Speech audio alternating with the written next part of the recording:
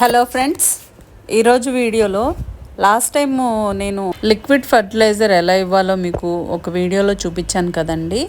దాని రిజల్ట్ చూపిద్దామని ఈ వీడియో చేస్తున్నానండి. మిరపకాయలు చూసారా ఎన్ని ఉన్నాయో చూడండి, కొమ్మకి ఫుల్గా ఉన్నాయండి. ఇంకా మిరపకాయలే ఉన్నాయా, మళ్ళీ పూత ఉంది, మళ్ళీ చిగుర్లు వస్తున్నాయి. చిగుర్లతోటి సన్న పూత కూడా వస్తుంది. మీరు కనిపిస్తుందా వీడియోలో? చూడండి ఎంత సన్న పూత, ఫ్రెష్ పూత కూడా వస్తుంది. అదనమాట రిజల్ట్. 1 వీక్లోనే మనకు డిఫరెన్స్ తెలుస్తుంది. చూడండి ఎంత పచ్చగా ఉందో. ఇది ఇంకొక కుండీలో అండి. చూడండి దీనికి కూడా ఫుల్గా ఉన్నాయి, మళ్ళీ సన్న పూత కూడా స్టార్ట్ అయింది. ఇది ఇంకొక కుండీ అండి. అన్నిటికీ అలానే ఉందండి. అదండి రిజల్ట్. అందుకనే అప్పుడప్పుడు ఇవ్వాలి. ఇప్పుడు అవి కొంచెం పెద్ద చెట్లు, ముదిరి చెట్లు అయినాయి కదా, అవి మళ్ళీ దాని సర్వీస్ అయిపోయేలోపు వేరే దగ్గర ఇలా నార్లు పోసుకొని మళ్ళీ పెట్టుకోవాలి. దీనికి కూడా చూడండి ఎన్ని మిరపకాయలు ఉన్నాయో చిన్న చెట్టుకే. ఇది ఇంకొకటండి, అలానే 2 పెట్టాను. మళ్ళీ దీని తర్వాత స్టేజ్ కూడా 2 ఉన్నాయండి. అవి కూడా మళ్ళీ చూపిస్తాను మీకు. నేను మొన్న పుదీనా అంతా కోసుకున్నాను కదండి, పుదీనా వీడియోలో పెట్టినప్పుడు. చూడండి మళ్ళీ ఎంత నిండా వచ్చిందో.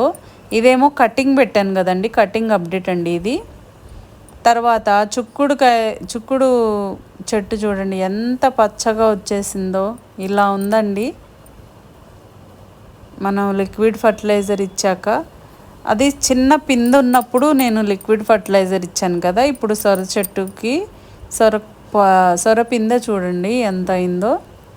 అదండి, అందుకే అప్పుడప్పుడు లిక్విడ్ ఫర్టిలైజర్స్ ఇస్తూ ఉండాలి. కాకపోతే 4 డేస్ నుంచి వర్షం పడింది కదా, పోయింది, మళ్ళీ ఇవ్వాలి. ఇది డ్రాగన్ ఫ్రూట్ అండి. దీన్ని కూడా ఒక ముక్క పెట్టానండి, కటింగ్ పెట్టి 2 months అవుతుంది. చూడండి పైకి ఎలా వచ్చిందో.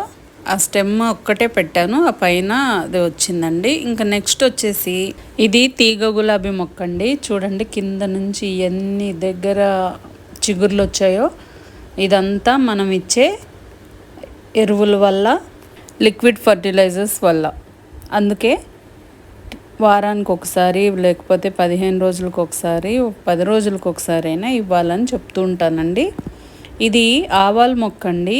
ఇది జస్ట్ పడొచ్చింది, కానీ పాలినేషన్కి ఉంటుందిలే అనుకున్నాను. కానీ ఎన్ని సీడ్స్ వచ్చాయో చూడండి మీరు.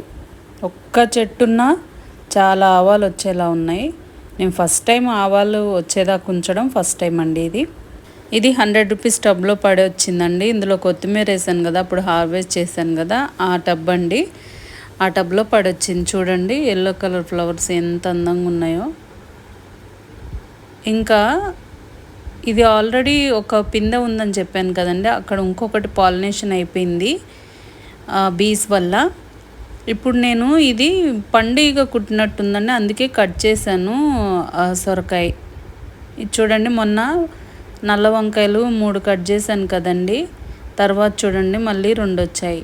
ఒకటే చెట్టు ఉందండి మాకు, వంకాయలు తినరు, అందుకనే ఎక్కువ పెట్టలేదు. తెల్ల వంకాయలు ఒకటి, ఇది ఒకటి, 2 చెట్లు పెట్టాను. ఎప్పుడన్నా ఈ సాంబార్లోకి అలా వేసుకుందామని. ఈరోజు సాంబార్ చేశానండి. ఈ సొరకాయ, దొండకాయలు, వంకాయలు, చిక్కుడుకాయలు ఇవన్నీ వేసి చేశానండి. అదండి, మనం పెంచుకుంటే మన ఇష్టం వచ్చినట్లుగా కూరలు కానీ అవి చేసుకోవచ్చండి. ఇంకా పూత ఉంది చూడండి. తర్వాత నెక్స్ట్ మళ్ళీ ఇంకొక 10 డేస్లో మళ్ళీ పిందెలు పడతాయి. చాలు 15 డేస్కి ఒకసారి. మేము వంకాయలు ఎక్కువ తినాం కాబట్టి 15 డేస్కి ఒకసారి వచ్చినా చాలు. ఇవ్వండి ఈరోజు హార్వెస్ట్. ఇవ్వండి పూలు, దోసకాయలు, అది స్టార్ బెండ, నల్లేరుకాడలు, పుదీనా, పల్లీలు, నువ్వులు వేసి చట్నీ చేశానండి. చాలా బాగుందండి ఈరోజు. ఈ దొండకాయలు ఇవన్నీ సాంబార్లో వేసానండి. ఈ రోజుటికి కూరలు కూడా సరిపోయాయండి. నేను పచ్చిమిర్చి 1/2 kg ఉన్నాయి ఇంట్లో అని చెప్తుంటాను కదండి. ఇవ్వండి చూడండి అన్ని రకాలుగా ఉన్నాయి. ఈరోజు పచ్చడిలో, సాంబార్లో కూడా వేసానండి. ఇంకా 1/2 కిలో మిగులున్నాయి. మీరు కూడా నాలాగే కొంతలో కొంతన్నా బయట కొనకుండా ఇంట్లో పెంచుకుంటారే అనే ఆశతో మళ్ళీ మంచి వీడియోతో మీ ముందుకు వస్తానండి. ఇంతే అండి. ఈ వీడియో కనుక మీకు నచ్చినట్లయితే please like, share and subscribe. Thanks for watching. Bye అండి.